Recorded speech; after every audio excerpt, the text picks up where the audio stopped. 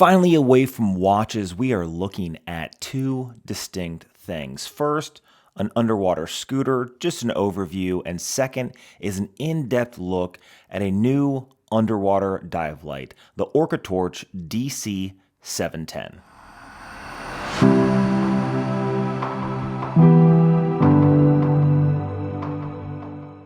And yes, you did hear that right. We are finally not talking about watches. Hey, I'm Chase. This is All Things Random, mostly watch reviews with some random stuff sprinkled in between.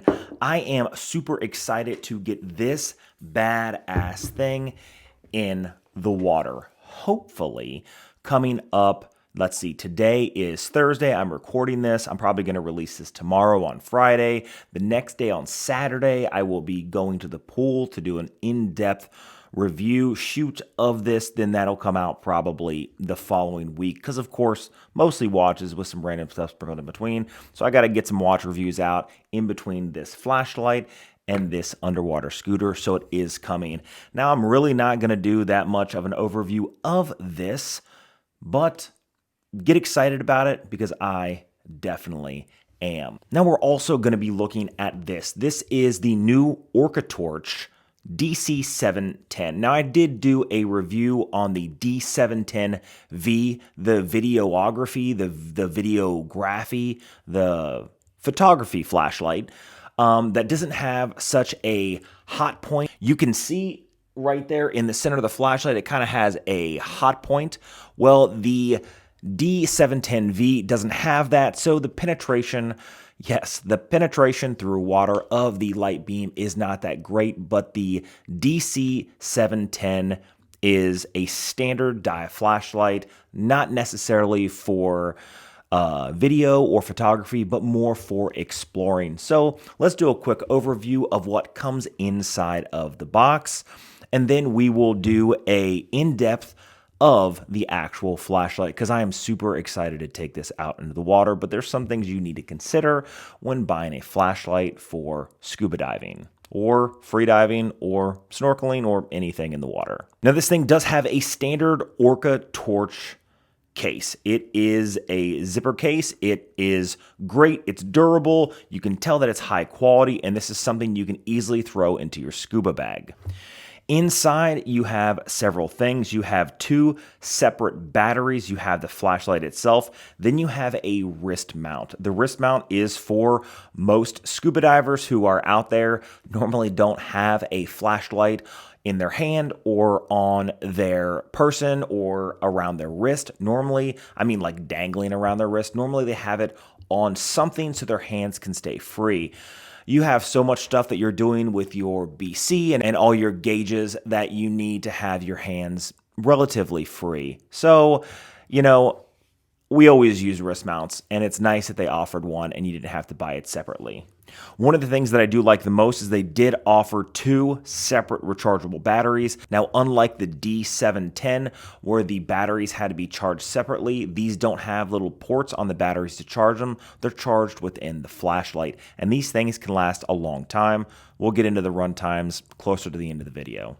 Now, outside of the basic packaging, outside of what comes within the carrying case itself, let's talk about the features of this flashlight and why I like it so much. Now, the beam on this is a 6-degree deep penetration beam, and I say that because the penetration of this and the intensity is 27,500 CD with a distance of 262 meters. Now, inside the battery is a 5,000 milliamp battery, and this thing lasts over an hour and a half at its highest setting. We'll get into the time and the lumens in just a couple minutes. It's 5,000 milliamp battery. They have two, lasts for over an hour and a half for each one. And as much as any scuba diver knows, you're not just going out there for one dive. You're going to dive multiple times through your dive interval chart. And, it's just how it is. So you want a battery that's going to last a long time, and it's good that they offer two. You don't have to buy another one. Now, the construction of this flashlight is made of A6061-T6 aluminum with military grade level 3 anodizing finish. So this thing is extremely durable. You can see that it has that blacked finish, and everything just feels right at 181 grams in the hand minus the battery add an extra 30 grams, but it's really not overly heavy and it's not overly cumbersome. This thing has 150 meters of water resistance. And when you look at changing out the battery, you can see that it unscrews quite nicely, and it has a triple lock O-ring seal that makes sure that no water leaks into the battery compartment. Now to charge this thing, instead of charging the batteries, which I can see some people are going to argue it's good to charge the batteries outside of the flashlight because then it makes it so the flashlight has less capability of water intrusion or failure under the water. And I completely understand that argument. They took out that, like with the DC710, and instead they offered a counterclockwise screw that allows you to unscrew with a thick O-ring seal, and it gives you the C style charging port right there, a USB-C. This thing doesn't take very long to charge.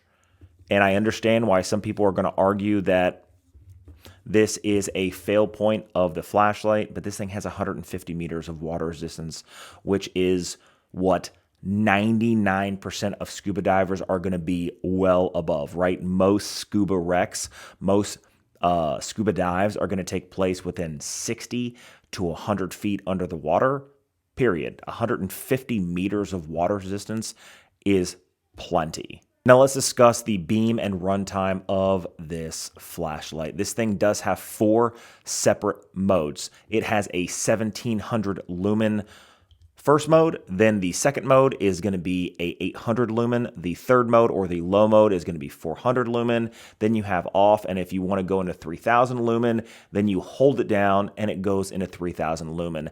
Now, when we talk about runtime, clearly the turbo mode, the 3000 lumen, is negligible when it comes to the runtime because nobody under the water is going to be able to hold this down the entire time to have the turbo on. So it's going to be used sporadically, so that really doesn't matter. So let's discuss it. So you hit this once and it goes into the 1700 lumen. This thing lasts on high for 1 hour and 40 minutes. That's going to be plenty for most people for the entire dive. It's going to last the entire dive. Then you come up on a dive interval and replace the battery and you can have it on high again. Now, if you have it on 800 lumens, this thing is going to last 3 hours and 40 minutes. Then if you have it on low, or the 400 lumens, it's going to last over 7.5 hours. So you have a lot of runtime for this. Again, nobody is going to have this in the hand necessarily. It's mostly going to be on the wrist regardless. So you're going to end up just setting and forgetting if you're doing an underwater dive. Now, if you're doing a daytime dive and you're just getting kind of deep and you need a little extra light, let's just say you're looking underneath a pier or something like that, or you're going through an underwater forest of seaweed, then maybe you want this thing strapped onto your gear so then you can grab it maybe on your wrist, and then the runtime really doesn't matter. But one of the things that you do need to consider is the runtime for the temperature of water in which you are diving. This is one of the things that OrcaTorch hasn't mentioned, and I looked all over their website, but this is important because of where I scuba dive. Now, I live here in Alaska, and I have dove in water that's as cold as 37 degrees in a dry suit. So 37-degree water is going to be awfully cold, and it really does drain batteries extremely fast. This is really cumbersome when you have GoPros and stuff like that, and instead of lasting 8 hours on a battery charge, it lasts an hour and 10 minutes. So I'm really excited to take this out in the wild and really test it out in the winter waters of Alaska.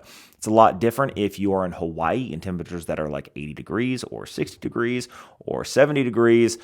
Even if you are off the coast of either California, Mexico, or even on the East Coast, the water temperatures are generally over 55 to 60 degrees. So this thing, I assume when they mean the run times, they mean in the average temperature of water, which is, I would say, about 50 to 60 degrees. So take into account that if you are diving in cold waters, it is going to drain the batteries a lot faster. Nobody really talks about that. Anyway, I am super happy with the construction of this flashlight. I love the way it works. OrcaTorch is a very well-known brand in the dive community. They're super reliable. This thing, again, is very comfortable in the hand. And if you're going to buy one, you might as well buy two. They always say one is none, two is one, so you might as well have three. These things are not cheap. They're well over $120. But again, you're paying for quality, which is extremely important. You never want to cheap out when it comes to your safety underwater. This is one of the things that I push and push and push. If you're going to do any type of underwater adventuring, right? Always spend money on quality things, because as every scuba diver knows, death is only one breath away. Anyway, what do you guys think about this? All things random, mostly watch reviews with some random stuff sprinkled in between. I'm happy to bring you guys my second love outside of watches, which is underwater adventuring, then cars. I'm going to do a video hopefully on cars coming up here in the future, because watch guys are car guys, but not all car guys are watch guys. I always find that kind of interesting. Anyway, I have a lot of videos coming out in the future. If you're here for the dive stuff, welcome. Also, this is mostly watches, so hopefully you stick around for those reviews also. Anyway, I'll see you guys in the next one.